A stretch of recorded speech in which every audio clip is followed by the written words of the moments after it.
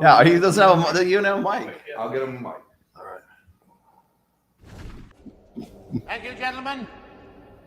This is rumor control. Here are the facts. I never realized how much mileage goes out of it. Kind of what at this point. Yeah, might as well.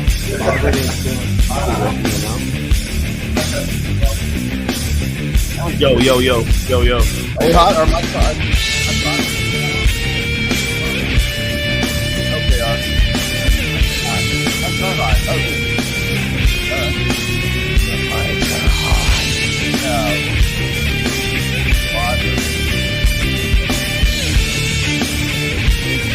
Yo. Emergency meeting. Emergency. Vital red alert. It's about to go down. Ship up the broadcast. Going in. Oh boy. Oh, the mics are hot. Yes, mics are hot. Oh, good. Well, it's nice to know. I always hear myself on my own show in my headphones since I don't have headphones. You can monitor levels that way. Yeah. Yep. You can remove that banner now. There we go. Oh boy. Welcome to Rule Zero, everybody. Welcome to the casting couch. The casting couch. This is the casting couch. Yes. Hey, wait a minute. Vegas edition. Welcome to Bang Bus. What's going on, you guys? Yeah. Miguel is with us here too. You know, So, like, since it's like a casting couch kind of vibe, right. Did you guys all meet the mattress actress last night? We met the mattress. She actually, I told her she could come up here if she wanted. I gave her the address. Maybe We have the right color couch. We do. And Troy said he's gonna transfer, do a little bit different content coming up soon. Well, I'm looking at it broadening out my career, Glenn.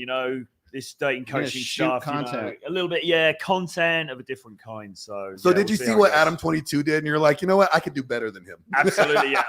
I trusted you to park my wife. I trusted you. Yeah.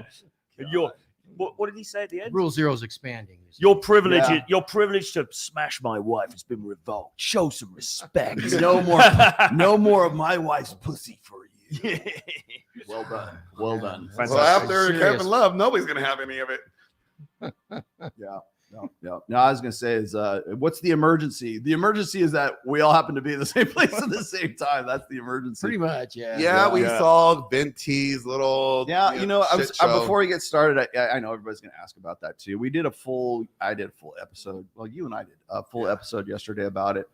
I realized she's decided that she wants to the thing about people with adolescent social skill sets is that if you say something, it's like they immediately have to respond. It's like this schoolyard, middle school bullshit. And again, I said what I said. You guys can go watch that video if you want to actually get the real fucking story behind all this, because the one thing I want to do sort of point out is that I was right about the fact that there was collusion between Brittany Venti, Lauren Southern, and Destiny. She admitted to it last night. She said they have it in a chat. She said she was going to show the chat. It's not even just them. It's like this whole fucking forum of There's people. Something like 9,000. They made a group chat just for you, Rollo. Yeah, exactly.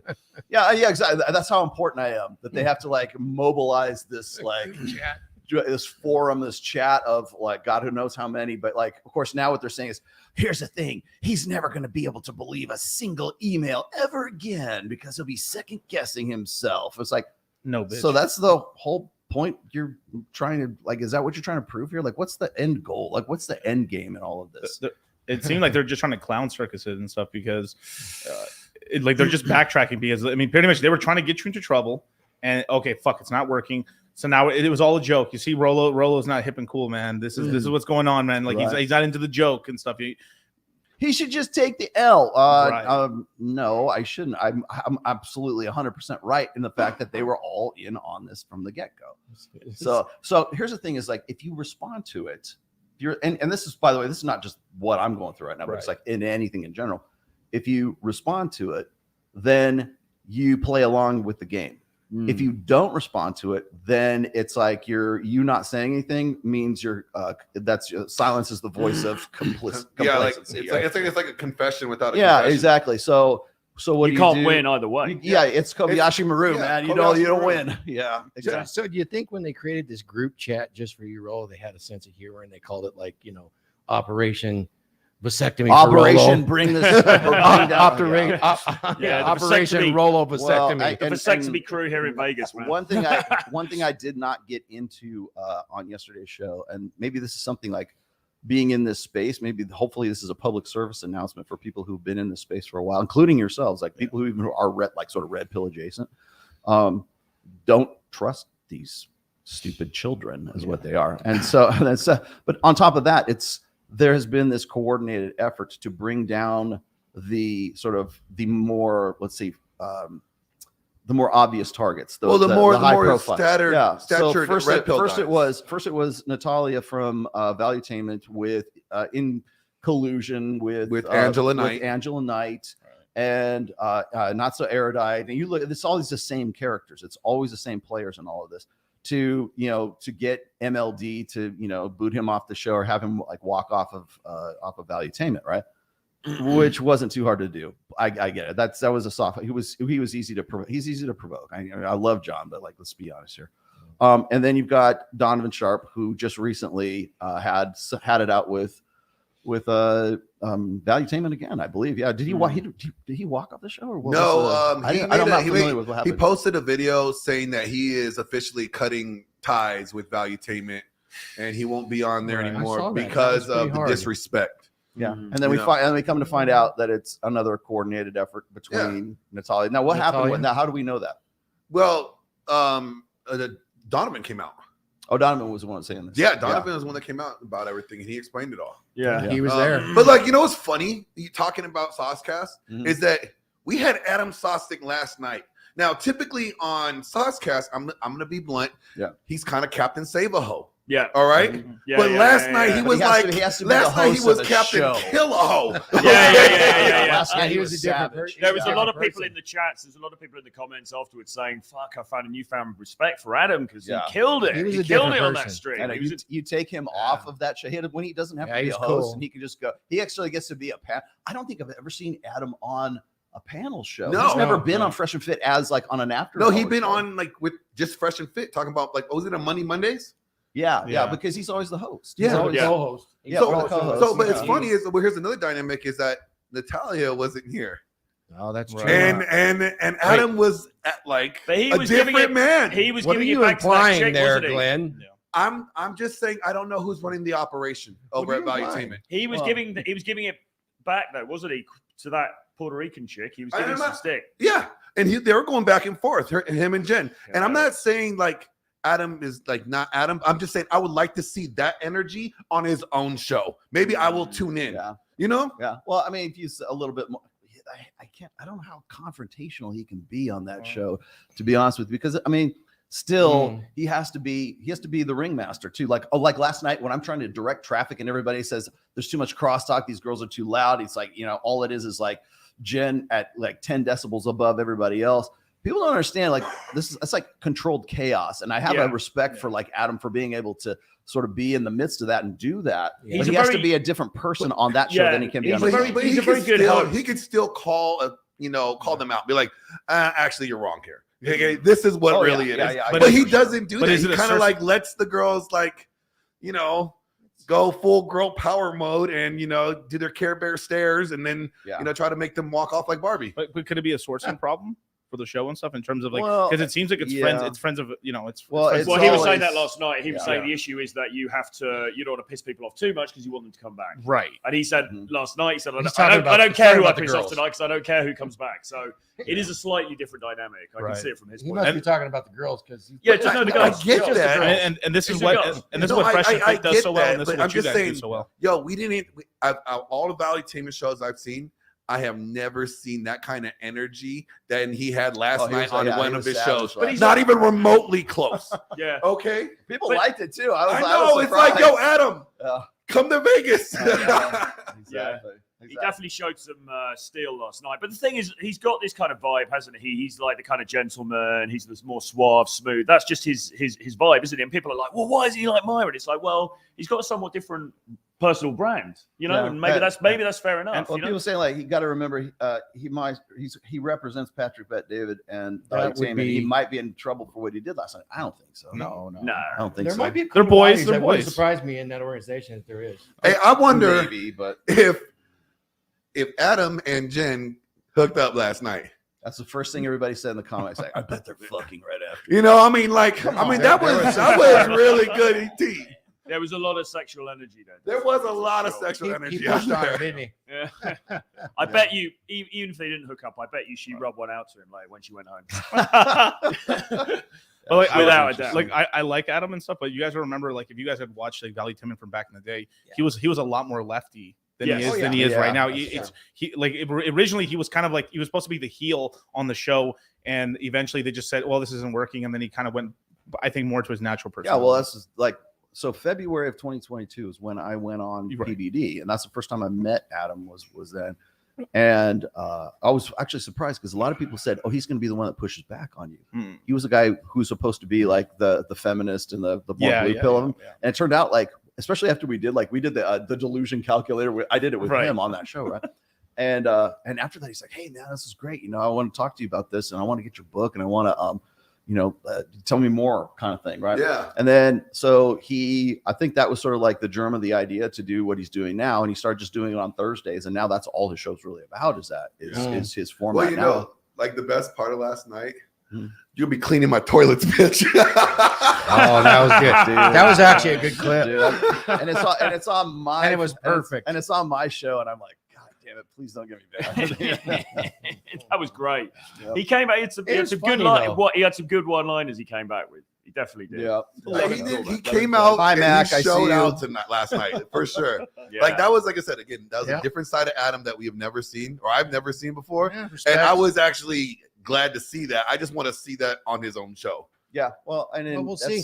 that's difficult because like when you have like, here's the thing is the thing about Valuetainment is that for his show in particular is if you live in Florida, you can get on the show more or less. If you're there, or if you're passing through Florida, you're gonna get on the show. Right. And it's pretty much like participants or panelists of convenience, and that convenience is you happen to live in Fort Lauderdale or you live in Miami.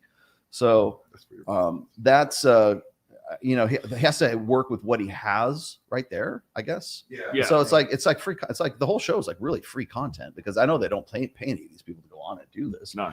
But it's that's why I keep saying the same people crop up over and over. So when you see Destiny and Melina on there, it's because they live in Miami, right? Yeah. Or what's Alex from Playing with Fire? He lives in Miami. Or if you see like some of the people who are like the same girls that are there over and over, it's because they're Miami locals. That's right. I don't know why they ever brought Alex from Playing on Fire on there, because he sat there for 2 hours Yeah. just to say he this did. at the That end. was it. He's like, I just want you to host a debate between me and Rollo. Yeah. And Rollo's like, yo, The whole come to point. Vegas, bitch. And he's That's like, no. The whole that was the whole point. It's like I know he'll sit there like and not say like more than 3 or 4 words on the whole show. And then, so what did you think of the show? All I want to say is Rollo Tomassi used to debate me. He's a coward. Fuck that guy. That's all. Like, really? Why is I'm he the biggest obsessed with- if Rollo he's fan so in the world. obsessed with debating is. you, why doesn't he just get the plane down here, man? I mean, It's been the offer's been on the table for 'Cause since he's not November really last about year. it. He's not No, really because, about it. No, because he knows he can't make any engagement off of Yeah. it. He can't make any money off of it, and that's the whole thing. Really, I mean, he'd you gotta get rem- engagement though, wouldn't he? If Well, he debates see, you, that's I mean, what's happened. Like, remember Well, when he I told you would. guys? Remember I told you guys on our end of the year show where I said you will not recognize the manosphere by August. Here we are. Okay, I don't recognize the manosphere today. Right? It's something different. that's something completely. It's mutated into what it is right now. And really, it's as a result of cloutonomics is what it is, you know. And it's not even so much like clout jacking anymore. It's like that's part of the show now. It's Yeah, like, clout jacking you is can't- part of because the. you can't go on somebody's show without them saying, "Oh, you're just trying to clout Yeah. jack them because they got more followers." And you literally cannot go on someone else's show without them thinking that you're only on there.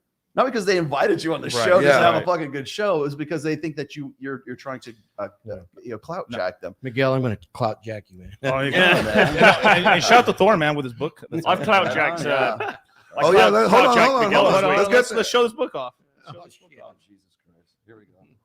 All right. Oh, this. Oh, I thought you were going to do a pose down or something. All right. That's in his book. Here It we just go. came out. And guys, Tell us right about here. it. Okay, the book that just came out is A Dominant Masculine Presence by R.P. Thor. This is my book. Yeah. And it's That's a great cover, by the way. Grifter That's a fucking alert. great You think cover. so? And Grifter alert. it is definitely. You are a Just go ahead. very You go ahead, guys in the chat. Go ahead. Come on, give him a little bit more. Get it out of your system. So what's it all about? Well, it's pretty simple. It's learning how to cultivate your authentic self as a man and display supreme confidence and control over how you are perceived. You have this memorized. Of course I do, because it is, it is what it is. But, Rollo did write the forward, and it was pretty impressive. Thank you. I Thank you appreciate very that. much. I appreciate tried to that. help my friend Because out. there was some definite inspirations that came along for something like this. Masculinity's been under assault. It has for quite some time. We're I would still say right decades. now. We are too, and by people that you don't even think. Right. Barbie. Yeah, Barbie. Yeah, it was Barbie's fault. What about that Puerto Rican chick last night, though? She's like, I don't see why you guys are getting your knickers in a twist about Barbie. Like, why are you and trying to put it back as if you guys are being effeminate for talking about this movie? It's like, it's a fucking massive cultural moment that has pushed back on men, to a degree that, But you realize that what she's doing, like that whole thing. Well, she's reacting to it in a way that it's a pushback, but what it's pushing back on is like real men wouldn't talk about Barbie. Exactly. Real men don't behave in any other way than the way that I think they ought. So to it was behave. interesting, actually, Rollo, on that point, when she was coming back at Sosnick, one of the things she said early on a couple of times was, you are effeminate. I'm getting female energy from you, Adam, because he was pushing back at her. And it wasn't female energy at all. She was just recontextualizing it as that in order to try and make him look like a pussy or to shame him. Well, it's for watching it's Barbie? sign language. Essentially, it's a shaming, Yes. insulting, guilting, and the need to be right. And I do address that in the book as well.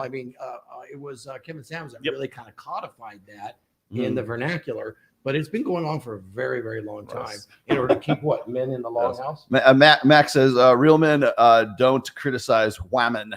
If you were on your game and focusing on your bag and everything, you wouldn't have the time to wonder why women are rolling you. It's kind of crazy. It's like you're getting chastised for doing market research on one of the biggest movies in the world. Next, they're going to start criticizing you for spending time with your daughter. Well, it's funny. It's the same thing. The same people who will say you shouldn't be criticizing Barbie. It's just a movie, man. Fucking relax, right? But it's not, is it? That's but the code. Aren't they the same parents that complain about like video games? They're the same Yeah. people who well, Call of Duty's bad. So, and by the way, this is, and I put a few podcast creators on blast here. The same people who will say your real men don't talk about Barbie are the same people who will say, oh, let's talk about the new Star Wars movie and how woke it is, and all of these messages for liberalism or progressive leftist ideas, the Mary or Sues. wokesy stuff that's in this movie or that movie or whatever else. If you're going to say that real men aren't allowed to talk about Barbie, and then on your next podcast you're going to go and say, well, here's why Star Wars sucks. Here's why this franchise sucks now, because they tried to kickstart it and redo it again, but now it's just a vehicle for like wokesy leftist, ideologies. You need to go back to fucking square one and like understand like what the fuck you're talking about. Because it's the same thing. That's really what Barbie is. It's the same stuff. It's nostalgia. Yeah. That's Barbie. Barbie is fucking nostalgia. It's from the 60s. It's a toy. Yeah. Right. It's like, do you ever watch there's a really great Netflix documentary series. It's called The Toys That Made Us. Yes. I Yeah. fucking love Yeah. that Yeah. show, man. I hate to say it. It's Do my you guys- guilty pleasure. G.I. but- Do you remember the movie? G.I. Joe Remember the movie Toy Story? Yeah. Remember how Sid played with the Barbies? That's how Barbies were really played with if you had Right. boys in the house. Well, Like we dismembered them, we put firecrackers in them. We took well, their when clothes you off. look at Hell yeah, we made them have sex. one of those documentary series was about Barbie, right? And it's like you're talking Barbie. By the way, the original Barbie was actually a sex doll. Yeah. It was because Correct. they used to give it out at a bar. Seriously? Yeah, a bar in like Yeah. France or Germany or something like. It was like a drinking establishment, and if you went in and you spent a certain amount of money, they would give you like a little doll that looked big tits and everything. Yeah. That would just look like a Barbie doll. And that's how they got the idea for Barbie, so that girls could sort of like, put the dresses on and everything else. And it took off and it was, became a cultural phenomenon as a result of that. And so if you look at the history of Barbie, you look at like who actually, you look at the people who owned it. Well, the original owner was a female. It was a woman who owned Right. who owned the whole And there thing. was a feminine aspect to it back then, definitely. And it kind I'm of gonna got justify me, usurped, Rollo. got jacked, No, I don't do creatine. Thank you very much. Friend. I can't do creatine. Actually, it gives me like really bad like migraine headaches. Really? Yeah. Oh, that's too I bad. don't I've know been if able to take I'm a shit ton of allergic it. to It looks on this, the way the shots are set up, it looks like Miguel sitting on the Lincoln chair in the corner. He's in the cuck chair. We're in the casting couch. Yeah, Are He's we in the saying cuck chair. Miguel's the cuck right He's now? the cuck chair. He's not Adam 22. Yeah. No. I trusted you to poke my wife. Yeah. More thrusting. Didn't do a good enough job. Yeah. No, I was just gonna say, but here we are, like right now, and I wanted to also put something I didn't really get into last night on my show was that this is the extent that these people will go to. Right. And so if you're having somebody like Destiny on your show, understand if they're willing to go to the extents that they did to try to play me in all of this, what will they do to you to silence you? Right. The same people who talk about, oh, it's the wokesy cultures, cancel cultures, all that stuff. They're not that like the woke mob doesn't have a monopoly on cancel culture methods. That is right? true. It's they will gladly use it on anybody else. And of course, we're talking about like children from Twitch children. Do you think the reason they're freaking out right now is because they're starting to lose that control of being able to cancel people now? Because obviously we know we're going to the election cycle now, and like a lot of the I guess whatever the alt-right's starting to get a little popular now, and they're kind of pushing back because you've had like the right not really push back on a lot of stuff. Like you didn't really have a lot of superstars pushing, and now it's hard to cancel. It's just building. They're tilling the fields right now. Well, they're setting it. You just can't cancel anymore. Like canceling people is like is now like, yo, make sure you subscribe. I'm canceled. Make sure you subscribe to my Rumble. I'm gonna get canceled. Like Zerka is going around telling everybody he's canceled, shadow ban, and everybody flocks to him. Right. So it's like being canceled is now cool. Well, yeah, definitely. Like my homosexual friend Destiny. Now, exactly. Right. And the just the narrative, the cultural narrative, the global cultural narrative is shifting over to what the fuck is going on? Is shifting over to a culture war narrative right now, and so. When you see shit like this happen, understand that these are people who are trying to set themselves up and set themselves into roles that really are pre-existing roles. They just are auditioning for that role for the next election cycle right now. So when I look at Nick Fuentes, he's auditioning for the role of Richard Spencer.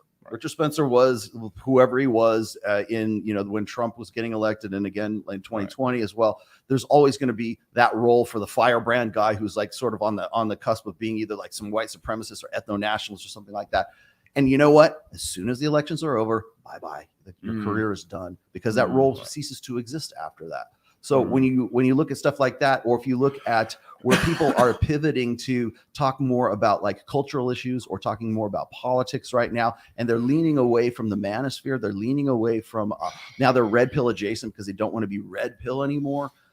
The show that they built according to sort of like the popularity of the manosphere and these topics and everything that we've been talking about for really the last couple of years, a lot of these shows are going to start pivoting towards a cultural narrative or for a political narrative or a religious narrative, because all those three will play very well in an election cycle.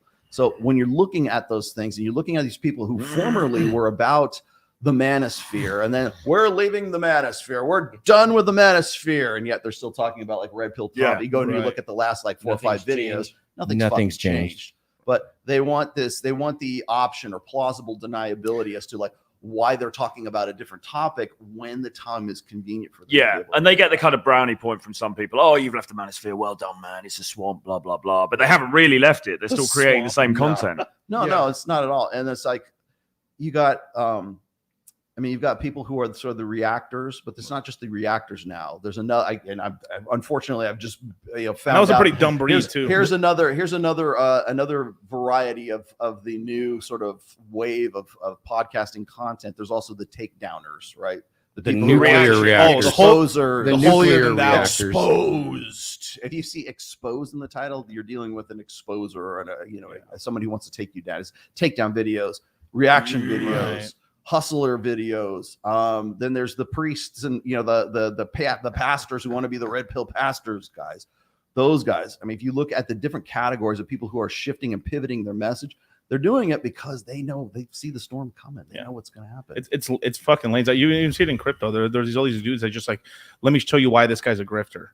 Everyone's a grifter. Yeah. No matter what you do, it doesn't matter what you're doing. Everyone's a grifter. And so it's much like I started noticing, at least this, I'm looking at it from kind of from the outside because I'm like red pill adjacent, right? Is I started noticing that this is really, to me, it looked like a concentrated Twitch streamer attack onto the YouTube side. Oh yeah. To me, that's what it seemed like. You're right. Before that, look at it. Because what they were doing on Twitch is no longer playing. There's people who like have overshadowed them, so they moved from Twitch over to YouTube. And so they moved from one sort of ecosystem into another ecosystem.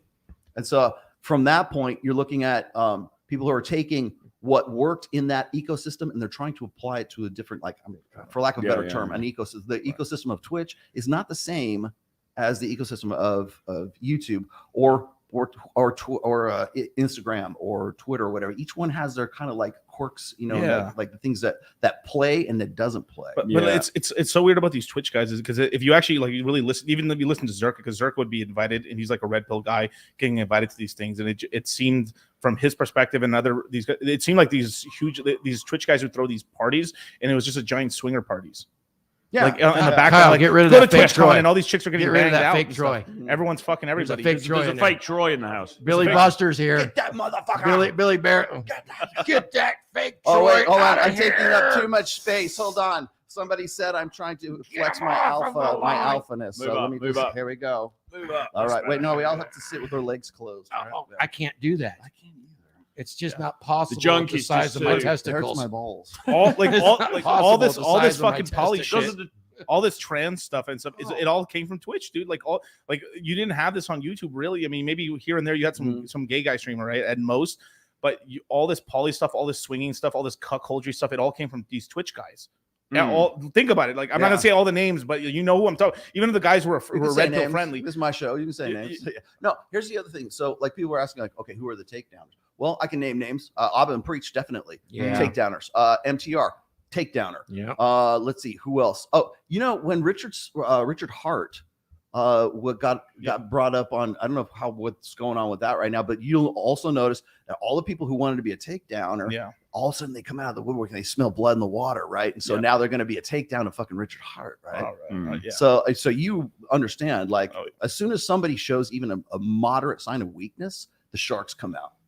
Let me take a little bit of the clout. The vultures start circling. Go ahead. But it's always been a shitty way to build a brand, basically, hasn't it? It's always been a shitty way. And you've had it more than most of people coming at Rollo Tomassi, people trying to make entire careers coming at Rollo Tomassi, like, he's blah, blah, blah, this, that, and the other. And it's just a fucking, it's just a really bad way to build something, I think. Because how can you be sustainable, though? You depend on the scandal, or you depend on something going off with somebody else for your it's feast or famine, right? You're waiting for the next, the next major crisis, right? The next outrage. So then we got to pose a question though, McGill. Yeah. So the question is this: if the algorithm feeds into this scandal that's always growing and growing, you have to outdo each other. We have to have somebody come and bang our wife out to get the next level. Right.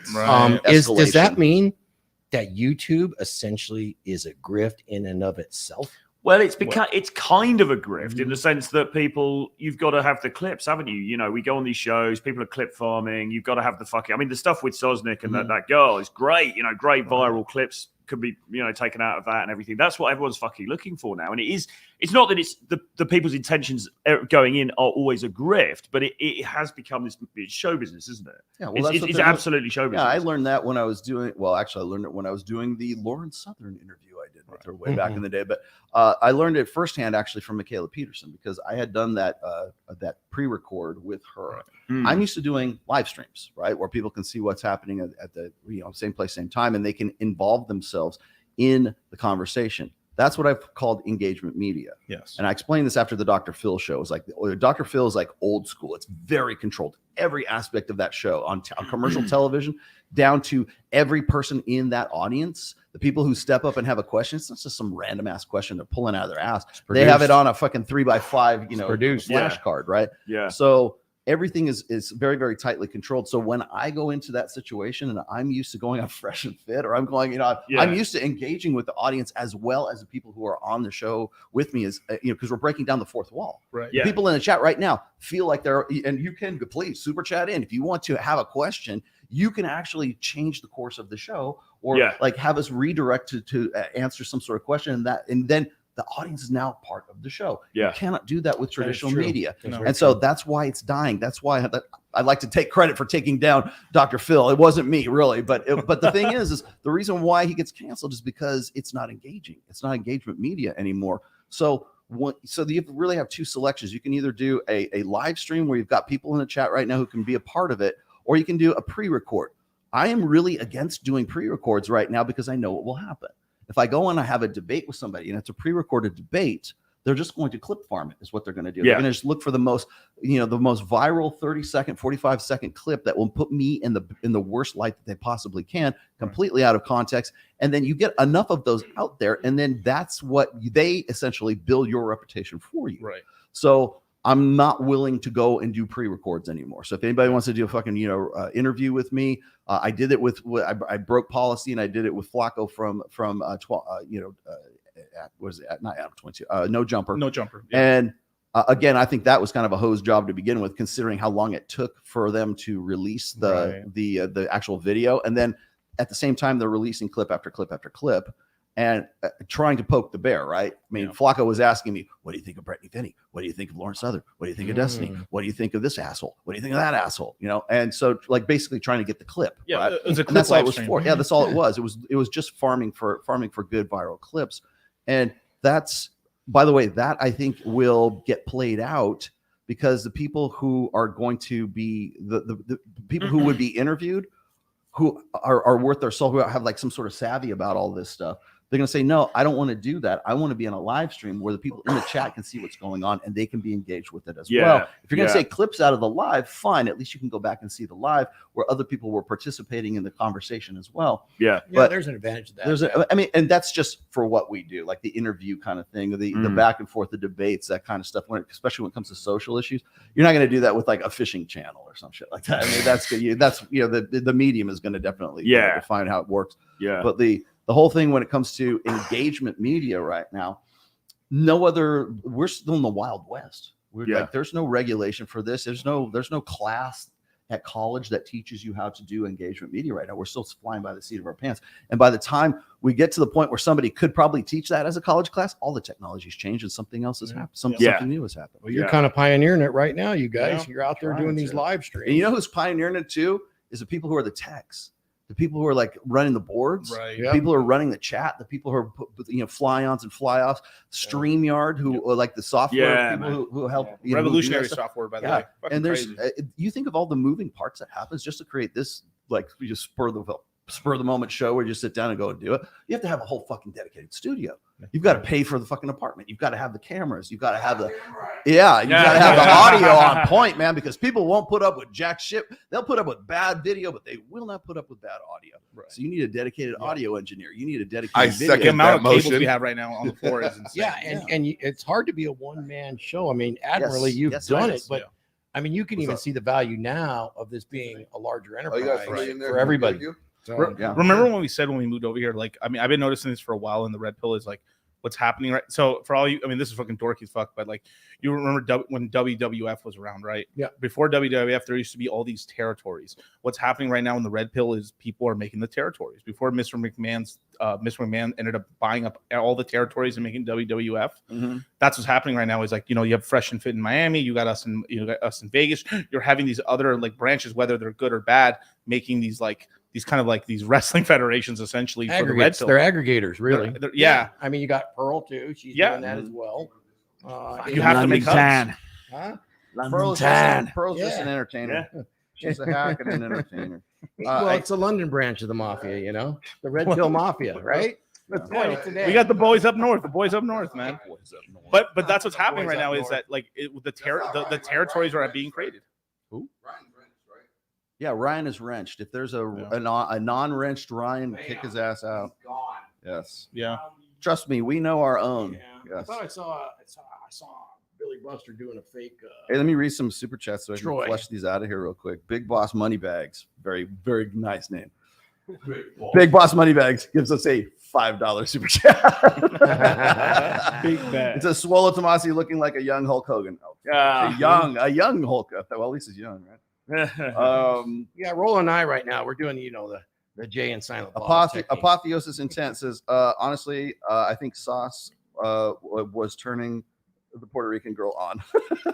There was definitely a sexual spark there, man. There was a little tension there. There was definitely some tension. Yeah, it could have gone either way in that room. And then Jose Navarro, $2 says, damn Thor, leave some women for the rest of us.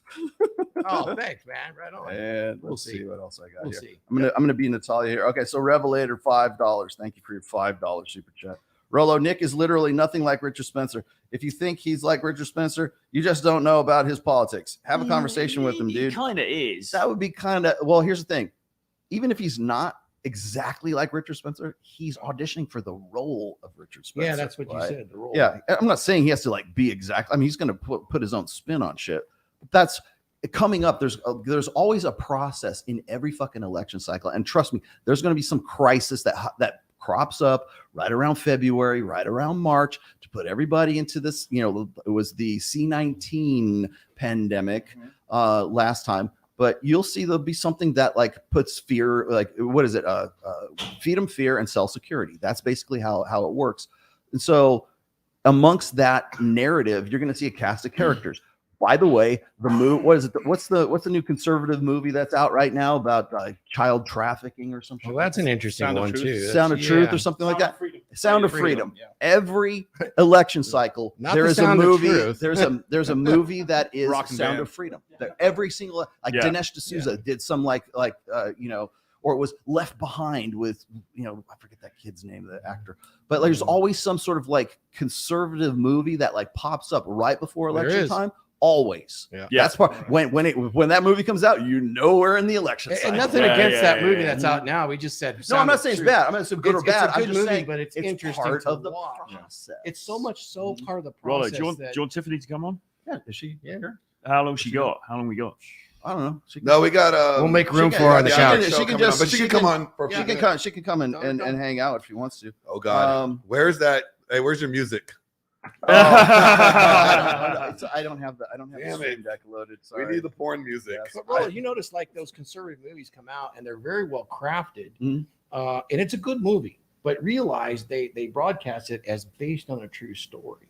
But if you look at the actual story behind it, it's actually fiction. But the characters were real. But see, here's the thing: but is the like whole story is so not in the it's crafted in the that way. same So, in the same sense that Barbie is like sort of like meant to like be culturally relevant in some way. Yes, same. It's the same thing. It's just from a different angle, is all it is. But the timing of it is what I'm talking about. Is like when you get into the election cycle, there's always that conservative movie that pops out first. Or for instance, you guys don't remember Fahrenheit 9/11 from Michael Moore? Came out right before the fucking. It's exact. It follows the same pattern. How am I the only one seeing this shit? I feel like I'm taking crazy pills, right? The whole thing follows this fucking cycle. And so there's roles for each, like it was Richard Spencer. Oh, we're going to go to Charlottesville. Oh, we're going to that. Trust me, there'll be another a viral moment, or another picture, another like flashpoint event where there'll be like, it'll be a photo op and they'll say, look, see, this is what these people are really about. And you notice how it's bifurcated too. It's either for us or against us, the way it's presented, and it always follows familiar, similar patterns. And those patterns also include roles, I should say, that people step into. Right now, Nick Fuentes is auditioning anyways for the role of what Richard Spencer played. I'm not saying he's actually Richard Spencer. I'm just saying that that's the role that they want him to be in. So when the time comes and they say, you shouldn't vote for the Republican, you should vote for the Democrat, because look over here, you've got Nick Fuentes and he's part of the Proud Boys or the alt-right or whatever these ethno-nationalists are. And they're going to, put on hoods and, Sieg Heil, y'all. And then that's the part of that narrative meant to agitate the other side. And so it's always this, but you'll see this agitation. So you're saying he's almost like a useful idiot in a sense. Well, I don't know how they do it in Britain, but like there's always this tribe versus tribe right around this time, and it always follows the same pattern. Yeah. That's why I kept saying, you go and you look at Tim Pool's stuff right now. Yeah. I remember when Tim Pool was going to Berkeley when Milo Yiannopoulos and like Ann Coulter were supposed to talk at like Berkeley at some time, and they never went there. They just would say they were going to go there and plan an event, and the kids at Berkeley would just lose their fucking minds, and they would have these riots and everything. He'd be out there with a GoPro strapped to his head, you know, it's like, because this was before he had a show. Right. He was out there. He was like the guy in the street waiting for the violence to happen, and like that Tim Pool I could respect because he was on the ground. He was walking around doing shit. And like, if you look at the progression of what he's become since then, he's still following the same pattern. So everything that you see on like Tim Pool right now, you will see culture war. Yeah. By the way, I should register trademark culture war and put it on a t-shirt right now, because I will make a shit ton of money in the next 18 months. Yeah. Because that's where we're going with this. But it's all the conflict stuff, isn't it, that gets the clicks. It's just you need that to drag people in, don't you? Mm-hmm. It's all of that shit, you know. And on a bigger issue, it's used as a distraction, whereas the old media used to do these distractions and get people focused on these sort of things. Well, other things were happening, such as crisis with oil or with economy, you know, and they are doing things with the economy that definitely they probably don't want. Let me read the rest notice. of these. Let me get the rest of these. Revelator here again. He says, "Why is it that everyone else you mentioned has a platform, but he doesn't?" Well, because he's been canceled, and he does have a platform. I believe he's on Rumble or he's on. Well, he's got his own thing. Yeah, I know he's still brought. It's very successful. He's making a ton of money. Right. He doesn't care about the Republican Party. I'm sure he doesn't.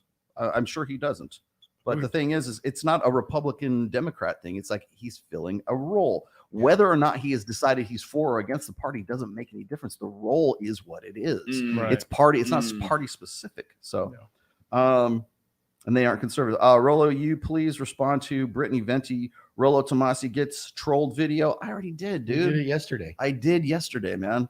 Please try to keep up. Check it out. Apparently, she was disguised through emails as a person who had her nude, and you believed it. Yeah, dude. I talked about it for an hour and 45 minutes yesterday. Try to keep up. Fake Michael Sartain.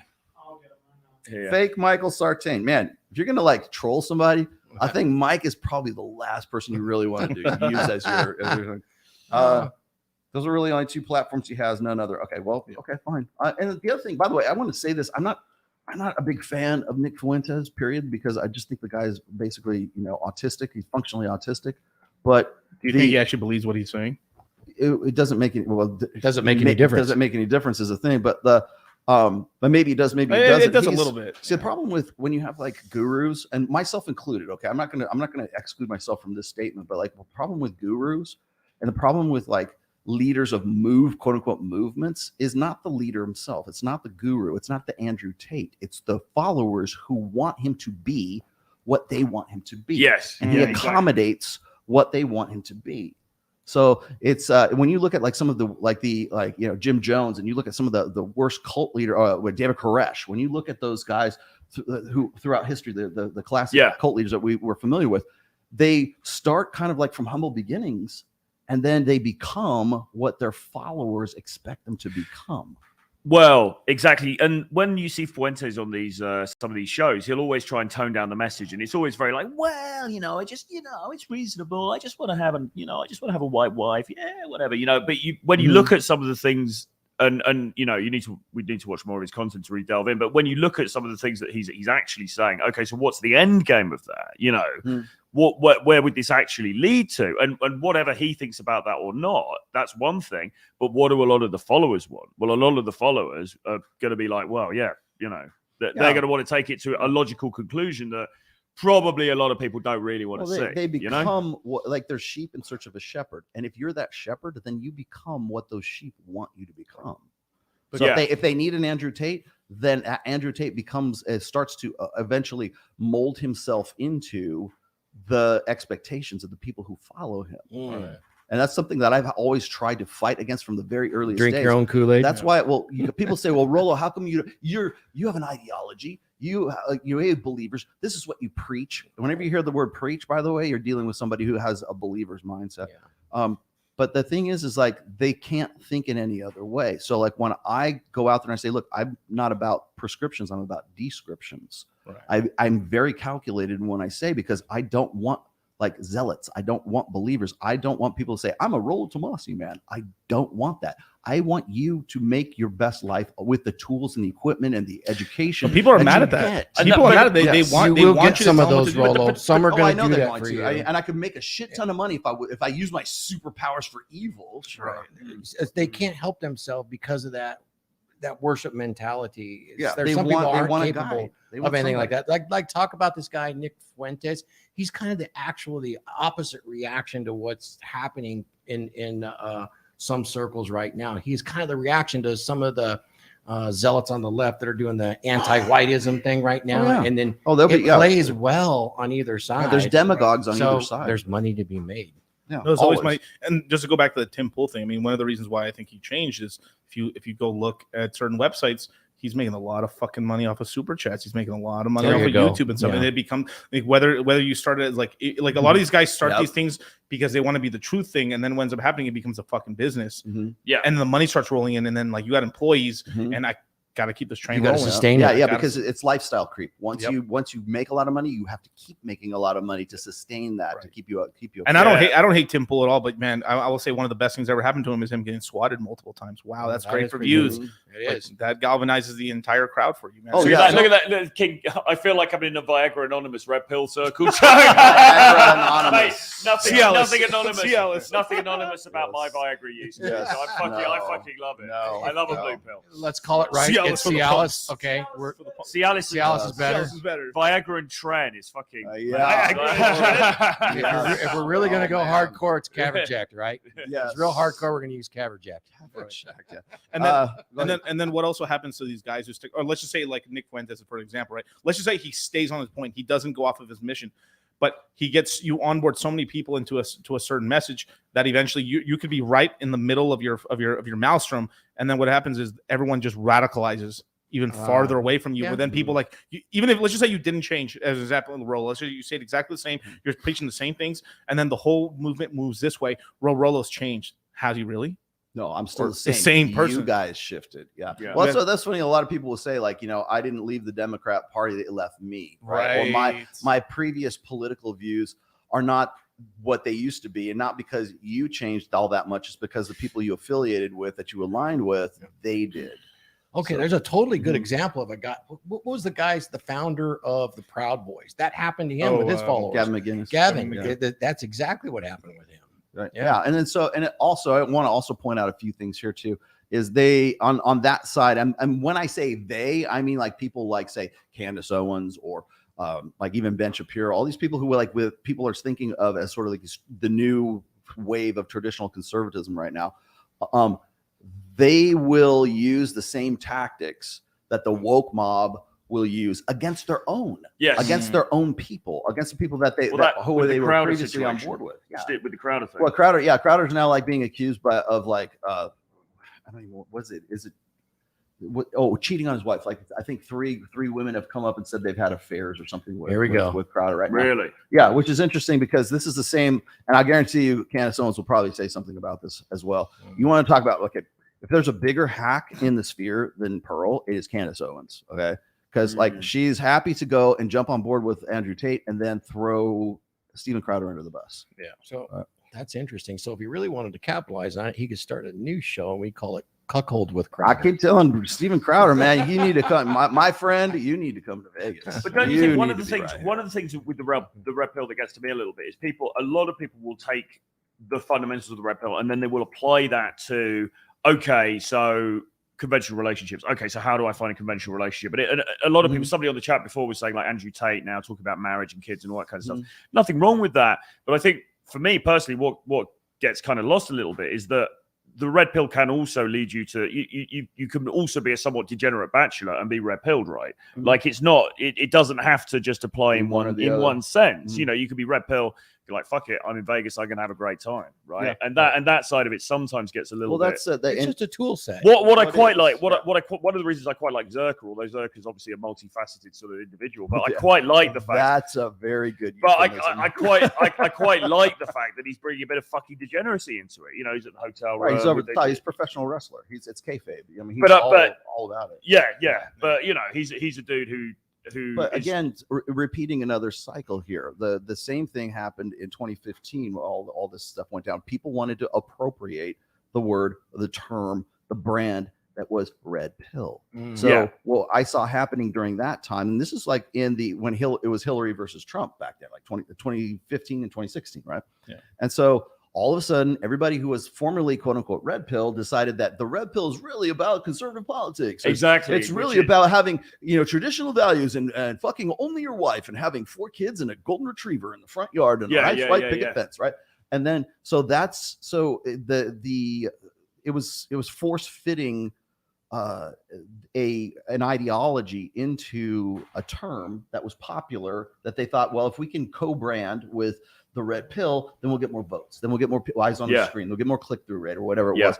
And I keep every time this comes up, I have to keep reminding people, if you look at Candace Owens from back during that time, her Twitter handle was Red Pill Black. Really? What? Yes. Yeah, it was. That was Candace Owens' handle because it was the new hotness. It was what the kids were all talking about. Let's talk about the red pill, right? It's the same fucking thing that's going on right now. You want to know why there's a concerted effort to take down personalities such as myself and other people who are sort of a part of this, is because they want to force fit ideologies into what the real red pill is. So that's why you see when like Tristan Tate and Andrew Tate, and God bless them, I love Justin, but like when they're suddenly become fathers and they're comfortable with putting pictures of their kids on Twitter right now, kids that I know that they had, but I was respected their privacy for what for a long time. And I'm saying, look, now it's convenient. Now you're going to do a brand shift, and now you're a family guy. Now you're not a degenerate anymore, gallivanting around Fremont Street in fucking Las Vegas and looking at titties and bitches and hoes. Now suddenly you want to be. Why? Well, because this is the cycle.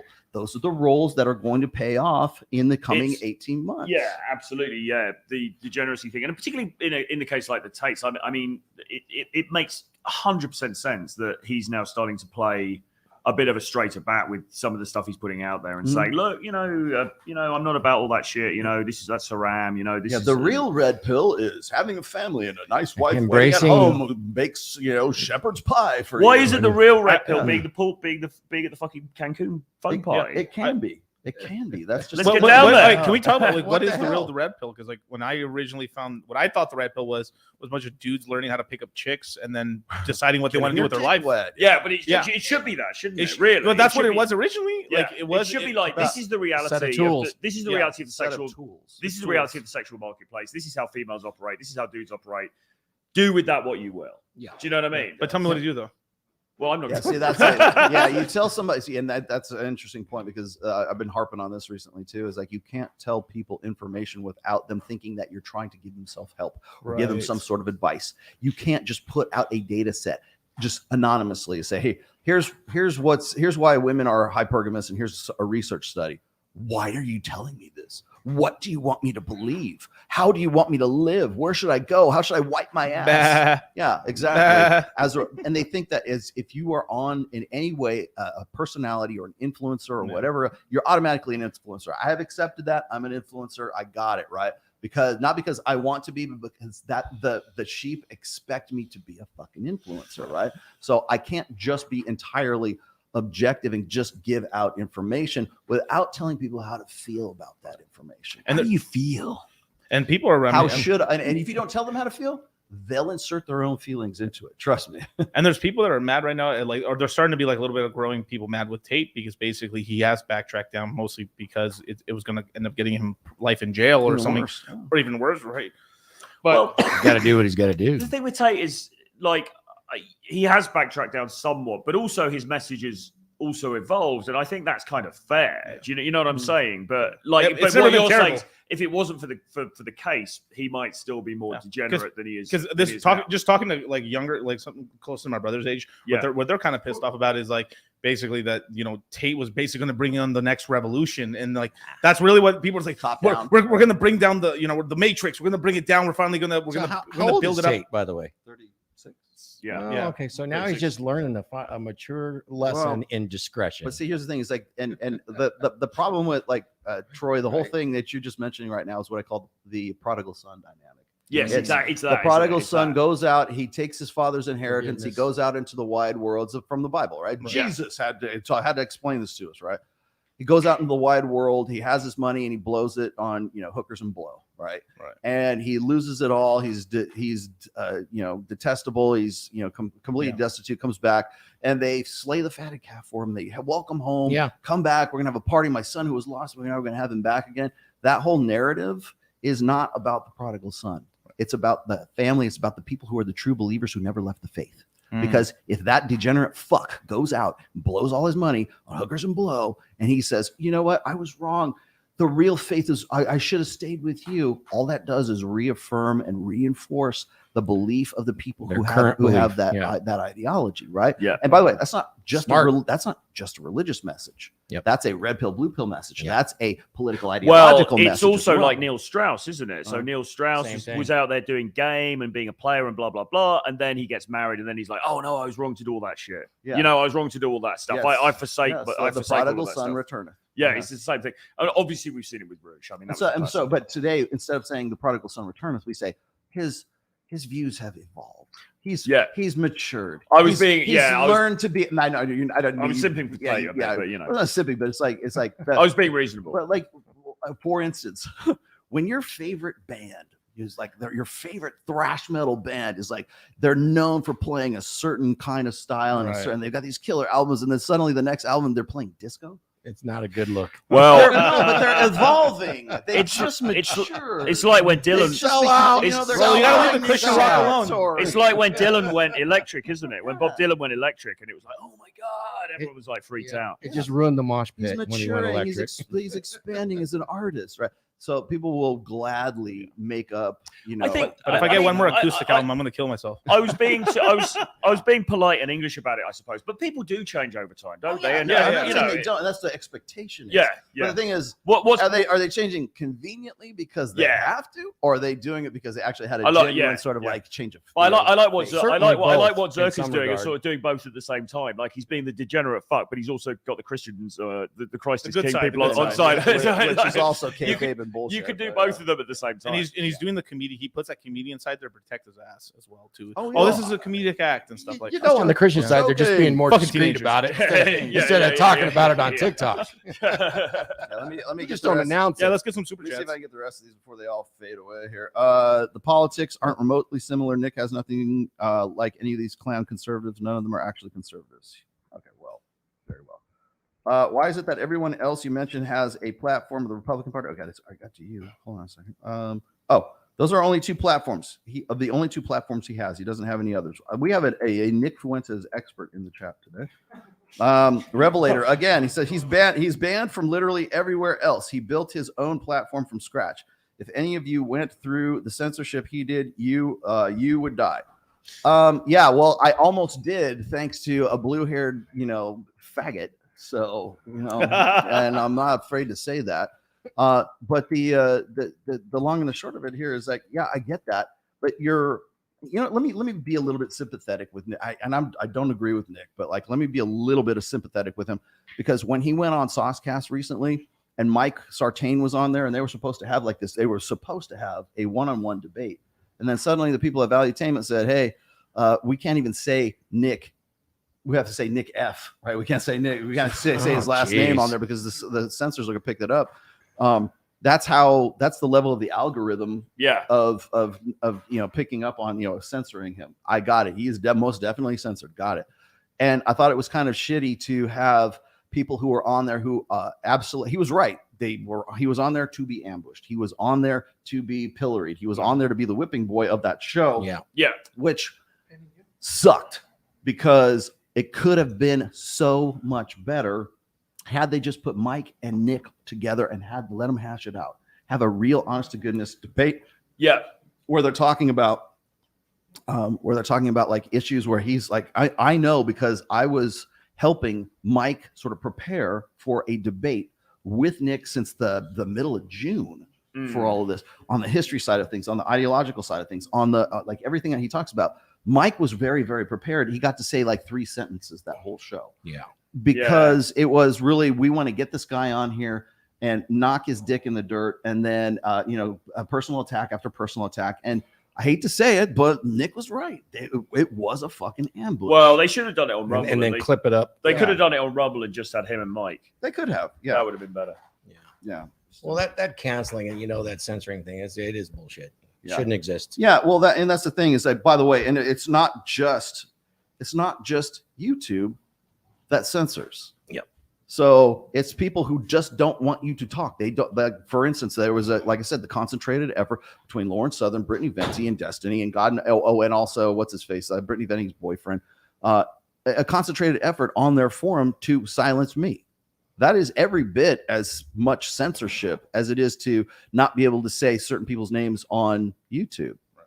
You're basically participating in the quote. I hate to use this term, but the quote unquote matrix that everybody else is complaining about. You're doing it just from a different angle. You're just shouldn't we expect it from all sides at this point? Because I mean, you just look out there right now, and it's coming from all sides, which we kind of predicted early on. Over a year ago, right? I mean, this was coming at us. Revelation said this. That does not prove his point? Why is he censored so much, bro? Just because you're censored does not necessarily mean you're fucking right. It just means people don't want to hear what you have to say, right? When people try to silence me, it doesn't mean that I'm right or wrong. It just means these sons of bitches are scared of what I want to talk about, or we're certainly don't want this information to be disseminated in some way, right? And then hold on, let me get the rest of this. Why is he canceled then? Bro has been banned from the banks. How is he in it for the money? That makes no sense. I don't know how he's making money, but I do know that he's making the rounds. I do know that he's he's been on several shows. So I don't know what his profit model is, but he doesn't look like he's starving. So, and he's hanging out with Kanye West. So maybe he's laying the groundwork to be the prodigal son, right? Yeah, maybe he is. Glenn, thanks, Glenn. Instead of guys taking our message and applying it to the areas in their lives that work with their worldview, they want people like Tate or Zerka to be their daddy. So they go from one matrix to someone else's matrix. Okay, got it. And Revelator. Okay, bro.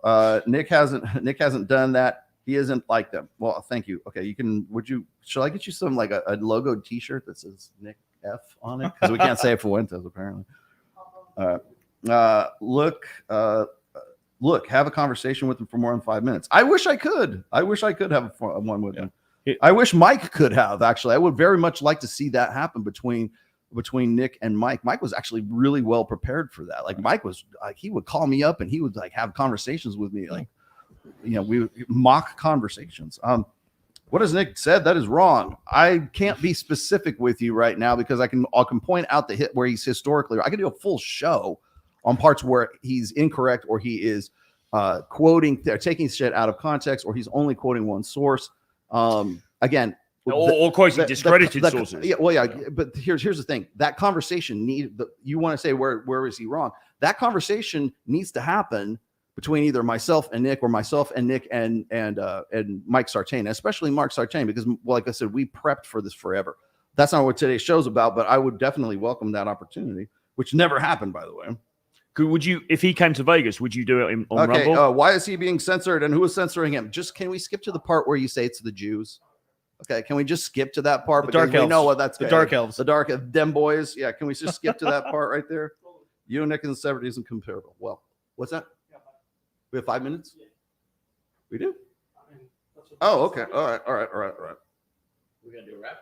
Yeah, I guess so. The handlers are telling us we have to go. Oh, we have to. Oh, yeah, because we got other people coming in. We got Davrick's coming in for another show. Got it. I think. Who's coming in? What? Miguel and Thor. Oh, Miguel and Thor. We can lag it out. We can do it a little later. Hi, gentlemen. Just keep going. Would you mind if we went a little over? Go ahead, let's run over this whole thing. The chat's going crazy. I can't believe you said the F word. You said the N word, the Nick word. The Nick word. I can sympathize with the fact that the guy is censored. I can sympathize with the fact that people want to use him as the whipping boy. But I also got to remind everybody he's auditioning for the role that Richard Spencer was in, and now he wants to be in. So that's part of the role. Part of the role is you're going to get censored. Do you think that Richard Spencer wasn't censored? Do you remember the shot of him being like assaulted on the street where he got like busted in the chops? That one time when somebody recognized Richard Spencer and he got like punched in the mouth and it went viral or whatever. I'm sorry, it's not going to be me, but like Nick, you might want to be careful when you're walking on a sidewalk somewhere. Probably around February or March of next year, like when we're in the height of the election season and people look at him as the enemy. That's the thing is like that cycle that I was talking about, the predictability and like the things that we go through. Right. That's part of it. It's part of the polarization between the left and the right. And what happens is the left looks for an enemy. They want a frothing at the mouth, like demagogue, like I'm not going to say. They want the Austrian painter to be, of the 1930s to be the enemy that they want a face that they can hate. Well, he's the perfect poster boy for that. He's excellent. He's going to be an excellent whatever we want to call that. But do they want to put them in position so it takes votes away from the other side? Or makes the other side look bad. Well, they want to believe counter intel. They want to. They want to believe that the culture war is something that is going to like set the stage for the next 10 years. It's always this apocalyptic, future if this person gets elected or this person doesn't get elected, and you're already seeing sort of that narrative like really like rev up on the right now. Again, I'm not saying I'm left or I'm right. I'm not making an ideological stance here whatsoever, but I do see the machinations underneath all of it. Yeah. This Joe W guy banging on about Ukraine and what Ukraine did to Poland, and he's saying you guys aren't aware of it. I am aware of it, but that just it doesn't excuse the situation currently happening in Ukraine. I've always said Poland should attack first. They always get rolled in World War. No, I've said this on my show so many times. Like Poland should just one day just attack. Fuck it, let's go. They always get knocked out in the war early anyway. Yeah. Shout out to Warsaw. Well, I mean, so like for instance, I think I put this out on my show not too long ago. It's like I'm married to the red pill, so like literally I can't go and pivot out. Right. I can't say, oh, you know what, guys, I had a change of. I'm gonna join the Jews, like, because that's all that's left right now. Because I can't join the Muslims because Tate's he's with the Muslims, and I can't. Tristan Tate's with the Orthodox, and Roosh is he's an Eastern Orthodox Christian now. I guess the only thing that's left is shalom. That's all that's left for me. And of course, they already think I'm Jewish anyway. So why not? I'll just lean into it. Three Jews walk into a podcast studio. But if I did that, do you think people would go, Rollo's really maturing in his message right now. Wow, it's so good to see him coming back to the faith. No one would believe me. Come on, no one would believe that shit. We could convert the beanie into a yarmulke. If I was gonna do that, I'd be a Sikh. Because then you can wear that. There we go. Yeah. And I like the Sikhs too. Like when I was doing the research work for book 4 on religion, and I was looking at like some of more of the Eastern religions. The warrior class. Yeah. Man, let me tell you something. The Sikhs got. You gotta borrow that bracelet from Thor right there, man. Odin. Paganism, Odinism. I'd be definitely the Allfather, right? I mean. Paganism. There is a I gotta find a good one. Tell me the truth. Out of all the religions, right? Because which is the one that would believe you in converting the most? Would it be like Muslim? Would it be Jewish? Which one would be the what? Because it seems like right now, like you could go Muslim and everyone will semi-believe it. Nordic, probably 1,000 burning arrows, bro. Odinism, yeah. Paganism would be good. Xena's a pagan. Real? No, she's not. She said she was brought up a pagan. She's a sneakerhead. Wicca is like fucking Walmart paganism. Okay. For strippers. Really? Yeah, for strippers. Bargain basement. Yes, with your pink devotional Bible, your tarot cards, and your let's cast runes. Yeah. Very well. Okay. How many witches were on that podcast last night? There was like 3 girls. There was a lot of witches. They were talking about like menstrual blood and all that stuff. What? Like that. Yeah. Did you catch that part? If a woman fucks a dude and she's on, she can cast a spell on him. Wait, running the red light. She can run a spell. Shark Week. Wow, that's what do they not know that the poon is a spell in and of itself? Isn't that the primary agency? Yeah. I'm an Ashkenazi Jew now, you guys. Not Ashkenazi. What? Ashkenazi. Yes. All right. Yes. Gosh, I love that one. Yeah. I mean, I don't know. What would I think maybe I need to convert to like some like ancient Aztec. Well, your people. Maybe that would be your people. Yeah, your people. Just make a comparison between Christianity and Odinism, Okay, I mean, you got Jesus, My people hated the Son of God, right? God Father. sends him out Mhm. and says, "Okay, I want you to suffer and die on the cross, and for all these people." And then you've got Odin that hands his son a hammer and says, "Go beat the shit out. Go of beat these the shit out of this guys." dragon. Yes. Which one do you want? Yeah. Well, I if anybody wants to know what my faith is, all you got to do is go buy my 4th book and read the last chapter. I go Yeah. into great detail. Shout out for that about it. $200 super chat, man. Oh, did we go? Oh, is it What the PP? heck? Who gave me this? Raphael Leon. Raphael. Hey, thank Nice. you very much. I'm sorry I don't have sound effects for today, guy.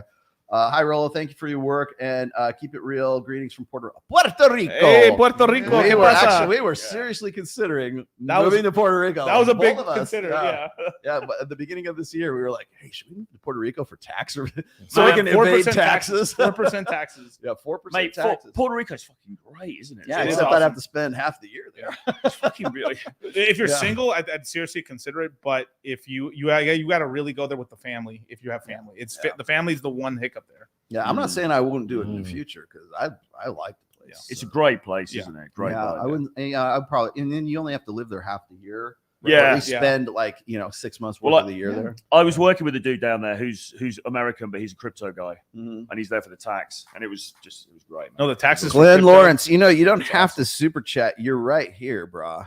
He could just cut. He could just cut. He could You just know walk what? through You the know door. what? Glenn, you should just come in and like make it rain. You- Just you give me wanna $5. Give me 5 $1 bills, and then I'll say whatever the fuck you want me to say.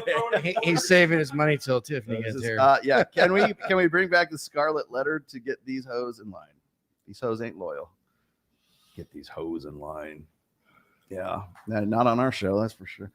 Yeah, I love it when we get to the point of, okay, let's bring this back home. I love it when we get to the point in the show on Access Vegas. We always cover like a lot of the same topics. And by the way, Brian from whatever podcast follows the same format. Fresh and Fit to an extent do, but like we always come to the point of diminishing returns. Then you get to the point of negative returns. Does alcohol help? Sweet spot is to kill the show right after the point of diminishing returns, but before the point of negative returns.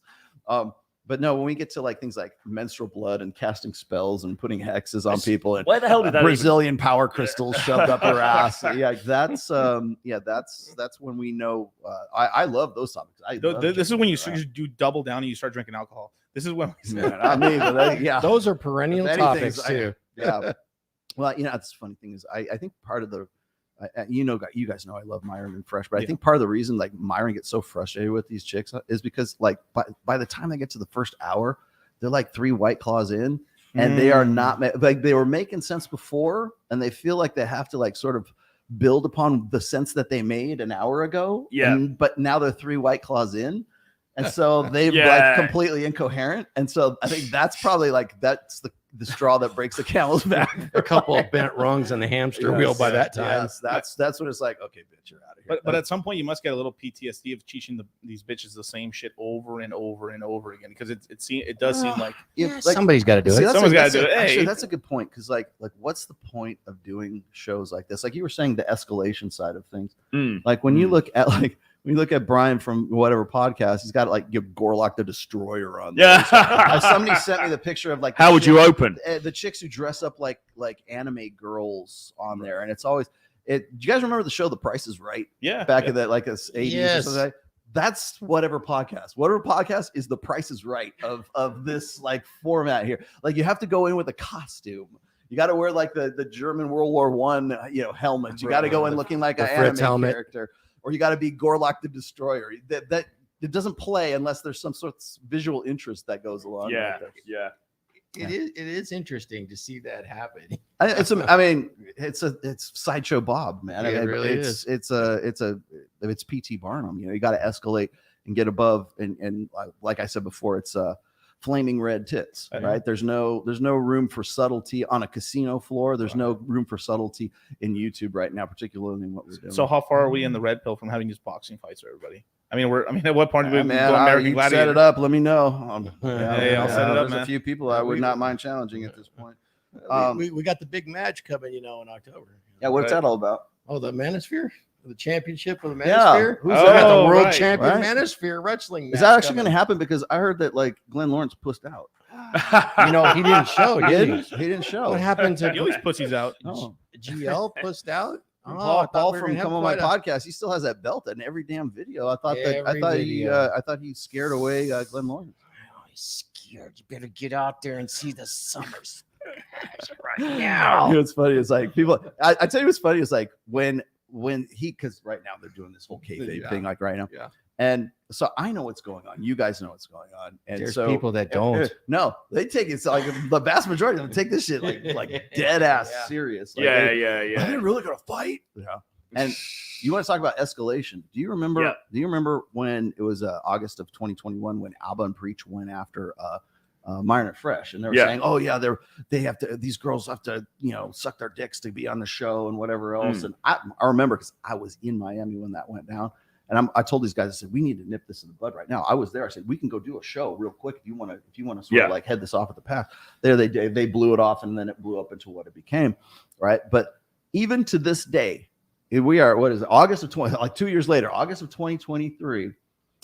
You know what people remember of that? When is Fresh gonna fight Preach? That's what they still remember today. I know. When did he pussed out? I remember that. We need to see this happen. Like that's all they. It's like schoolyard fight. Fight. That is exactly what it's like. Well, people love that, but the other thing, have you noticed the outrage cycle is getting shorter and shorter for these things? Like these things fucking blow up. Like say Adam 22 and Leonard the Plug or whatever. I mean, people aren't really talking about that anymore. Like a few weeks ago, that was a fucking big thing. It was massive. You couldn't get away from it. Now nobody cares. People have kind of forgotten about it. Like people's attention spans. It's just shorter and shorter. And it's kind of actually, Sartay made a really good point. I saw a podcast with you. He said something like, it doesn't matter anymore what you do. You can be, nobody cares. Nobody fucking cares. Yep. You can do the most outrageous things online, and people are like, "Oh my god!" And there's loads of comments, and then people forgot about it. Like a week later, you have the Island Boys doing incest porn. I mean, that was weird, bro. That was weird, man. And it's no one's talking about it anymore. That's fucking random. No one cares. Incest porn. Absolutely no one cares. I did a full up show on Adam 22 and the whole Lena the Plug thing. He was brilliant in marketing that, but I think he was brilliant also understanding that it has a shelf life. It's not gonna be around forever. Like because people are like, "Oh, bro, your career's over. You're a cuck." I don't think nobody cares. Like they don't. Do you know what I mean? And there is a certain anti-fragility in all this stuff, isn't there? In a way, like anything that blows up, say with you or whatever, it doesn't matter that much. Well, I know that's one of the things I had to sort of ground myself. I was talking to some other people about this. The time they go, like I was talking to Mike. Mike goes, "Dude, nobody cares. No one's going to care." And they really never did. They literally won't care. People forget the details after all. They went to all this. They went to all this trouble and to collude and to like get this. Into very great detail to like put one past me. Congratulations, I own it. Yes, you've tricked me. Thank you very much. Again, my question is, why would this is the level of like psychotic? Well, why would they OCD go to that effort? What's the point? Well, I think this is the next phase. Just like you said, it has a shelf life. So what happens with somebody like Abba and Preach? They do this just every single episode to attack. Now they have to manufacture it. They're already deep and escalated to the next one. So this is I think this is an outgrowth of that. Now they have to manufacture. That's a great quote. That's a good quote. You see that one? The internet is fake, but the money is real. Money is real. That is saying that's a really good quote. Crypto mines. Yeah. Well, it's well, no. When is it? What date? September. No, his point was the real Mike. September. It's like we have. No, somebody's quote. You got Donald Trump who basically is grabbed by the pussy and like it was banging like Stormy Daniels, right, and cheating on his wife. He still was the president, nobody cared. And you got like OJ Simpson will probably be down at Jing tonight, hanging out with half a dozen blonde girls who are like in their 20s, who look exactly like Nicole Brown Simpson. Nobody cares. Nobody knows. Nobody gives a Trump shit Trump about could it. potentially be in jail and become the sitting president. Nobody will care. But that is a dangerous thing, though, because then being the president is kind of like a jail sentence anyway. I want to go into. Well, no, the thing is funny is because like all these little children are like, oh, Rollo will never live this down. He's going to have to be looking over his back. No, I won't. Nobody fucking cares. The rational How long have you been throwing out the invite to Vegas? Come to Vegas. No one even takes it up. Nobody cares about that. That's still open. I'm still open to the same people who you guys want to come and debate me or see me in person. I'm happy to fucking host you. Hey, shout out to Offie Kingdom. Hope to see you soon, brother. Offie Kingdom. Thanks, brother, man. And yep. No, he he gave me some good advice when I was writing the book. He's a good person. He's got a lot of books out. No, I hate this. What have I said in the past? It was like, that The internet never forgets, but people have very short attention. The internet never forgets, but it kind of does in another way. You know what I mean? It's people don't have attention spans. Their Yeah. attention spans are like nothing now, especially in the TikTok they'll forget, and then one day, oh yeah, and then it goes away again. But it's not. Look, do you want to see The my internet painted pretends. toenails this time? Like everybody was like giving me grief about my toenails. It's something. I'm just trying to think. I'm selling feet pics for real. Yeah, I'm really selling feet pics on OnlyFans now. I'm just trying to think of some scandals in the last few months, but there's a lot of stuff that's Here's mine. I got off. You can't. Oh yeah, I got Derek Nelson. Being after having been cheated on, I spent the last 2 years reading all 5 of your books and pod classes. Thank you. Mostly have internalized them. I'm in a far better place mentally, physically, and spiritually. I thank God, Rollo. Thanks, bro. See, that's why I do this. That's what it's about. That's why I do this, right? So let me see. I wonder how many people have like thanked Destiny for taking the noose off their fucking neck. Yeah. I wonder how many people have thanked Brittany Venti for, pulling the gun out of their mouths. Can you imagine how many people Destiny is convinced to have an open relationship and then them just getting fucking cheated on? Like imagine like you're like, baby, let's have an open relationship. And then you end up having an open relationship and then your chick's just getting fucking railed every goddamn weekend. And then you as a dude are like fucking maybe one chick a month, if that. Well, shame on them because but it's such a grift though. But like most guys can't pull to the same level as a woman. I mean, you have to be a really high level guy to do that. Yeah, it's. We're talking about right now how we look at these brand pivots of these people who now want to be family men. They want to. They're comfortable showing their kids and look, here we are. I have a child and my baby mama and this and everything. These are the guys who are like sort of the incorrigible bachelors. Now suddenly they're, family men. And then the same people who were coming at me and Ryan for like, Rollo Tomassi don't get no hoes, man. Where's the fucking receipts? Blah, blah, blah. Yeah. I'm like, I've never been that dude. Okay. I have a wife. I've been married for 27 years. I said this a million times. I have a daughter who just got married. She's 25 years old. Okay. And keep them off internet. She's okay. Let me explain something. Maybe you guys can't do fucking math because I've seen this already before. They say, oh, Rollo, he got his wife pregnant and she baby trapped him into marrying her. I'm like, dude, I've been married for 27 years. My daughter is 25 years old. Are you capable of math? Can you fucking figure that out for yourself? Like, yeah, she was a planned pregnancy. Thank you very much. No math too hard, Rollo. Right. Exactly. And so I'm looking at this. People just want to make up this fucking narrative for themselves. And it's like, I hate having to have to respond to stupid shit like this, but it's literally, it just comes down to basic, 1 + 1 mathematics, right? Glenn, that's such a good quote. What did he say? Never take relationship advice from anyone who sucks dick, period. Well, I mean, so I'm the asshole for being upfront, say, hey, I'm married, whatever. Where's your receipts? Blah, blah, blah. But I'm good. We're going to say a guy with blue hair in an open relationship who has sucked dick on several occasions. This guy is the one we want to take advice from. This is the one who's going to give us the real deal and is going to be the authority on all of this right now. And that kind of comes back to our original question here. It's like you got guys who came out of the Twitch space and now they're trying to find a market in the YouTube space. And the only thing they can do at this point, and I think probably you want an emergency. Here's our emergency meeting right here. This is where we're going with the manosphere right now. It's anti-red pill. It's anti-manosphere. They don't care what you're about. They don't care what your history is. They don't care what your integrity is. They don't care anything about that shit. All they want to do is get the fucking lulz. All they want to do is fucking troll you. All they want to do is bring you down because that's content for them. That's brand building for these guys. And you've had the trads seem to be resurging again as well, don't they? The trad scene and the Nelsons. They have to. Yeah. That's content right now. That's influencers right now. And for what? What do you build? Do you have guys coming on and giving you a $20 super chat saying, "Hey, like you saved my life," or are you like, "Oh, we brought down Rollo. He'll never be able to look behind him." His fucking. Are your chats attack or are they thank you for helping change my life? What do you produce? What do you actually do? Right. Do you have a product? Do you have some? Do you have a like? How long have you been doing it? Like who? Like you've got a book. I'm fucking proud of you. Thank you, man. Right, you've got several books right now. He And, does you stuff. know These what, are that's hard to ideas, do. guys. I mean, I understand what you went through just to do the research. I mean, I've worked on that thing for over 2 years. I can't imagine. Religion was a 3-year project for me, and I knew I had to was, be perfectly dead nuts accurate. And I saw your citations. That was a massive amount of work, and I didn't have any kind of citations or even the technical skill for it, like you did with that book. But it's quite a bit. We read out Offie Kingdom. All right. Yeah. All right. Well, we'll close out here. I'll let you guys go get talking about talk about your stuff. I think Tiff. But go get my book, guys. Yeah, I'll go down. Go get his book. Yes. Slug it. There's a mattress actress that's waiting outside the door right now that we have to go in there. Is she downstairs? Let her in. Oh, she's here. Yeah. Oh, Jesus Christ. I'll be doing right at the end. Where did she go?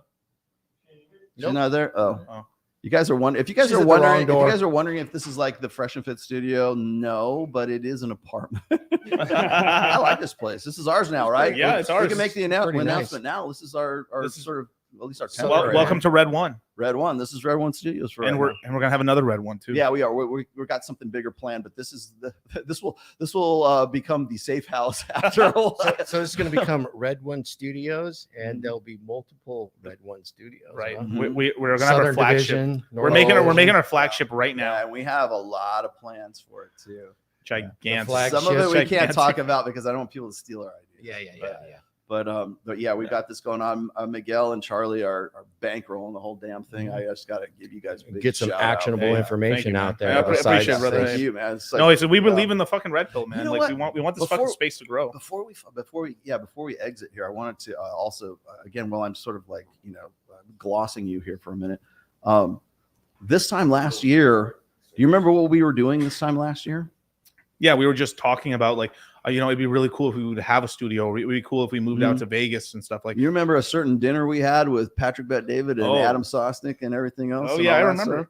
And how frustrated I was when we were coming out of that thing. And we were like, dude, let's just fucking do it in Vegas. Let's just do it ourselves. And here we are a year later.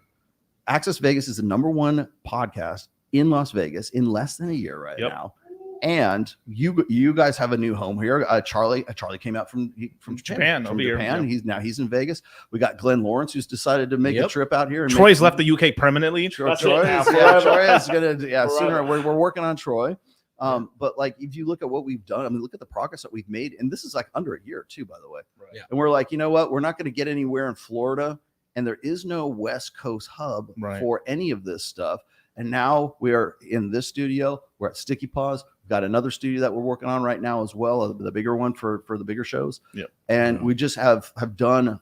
Sometimes it's good to just sort of look backwards and see where you've been. And Tiffany has decided to show up. Oh my goodness! Come on in. Oh God, please! All right, get ready to close out the show and see you guys later. Come on, yeah. All right. But just to clarify here, this time last year, me and Miguel were just in the planning stages of all of this. Hello. Oh I just did 6 flights of stairs. Hey, Tip, I got Derail has arrived. Tip. Has this been done before? You've been in this similar situation? On a casting couch on a casting couch? Casting couch. Oh my gosh. Yeah. And I was always wondering if I got the job. Mom, of course. I always wanted the job. I didn't know if I got it. They never called me back. I think they might have. God, I wish I don't have my sound drops. I need my taboo. Who wouldn't call you back?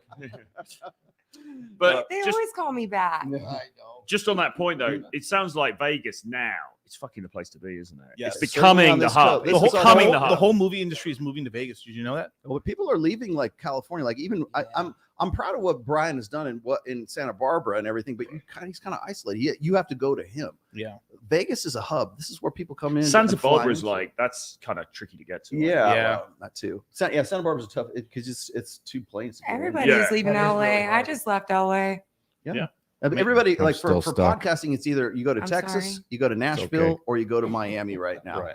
Nobody's coming on this side of the country. And so that's why I thought, you know what? Let's go and let's do it here. I mean, we just got done throwing what, like 150 person fucking crypto event here. Yeah, I mean, just like that. And we've managed to successfully cross the streams too, Right. like us with crypto, with the entrepreneur sphere. We just did a whole thing on a private jet with freaking Robert Kiyosaki and Ken McElroy. Rollo, you can't say crossing streams next to a porn star and not have me laugh. That was a Ghostbusters reference, not a porn reference. But not Eskimo while on the Brothers. casting It's a couch. different stream. But I feel you. I you know what? I will make sure that I recognize my mistake. Thor's Riz game.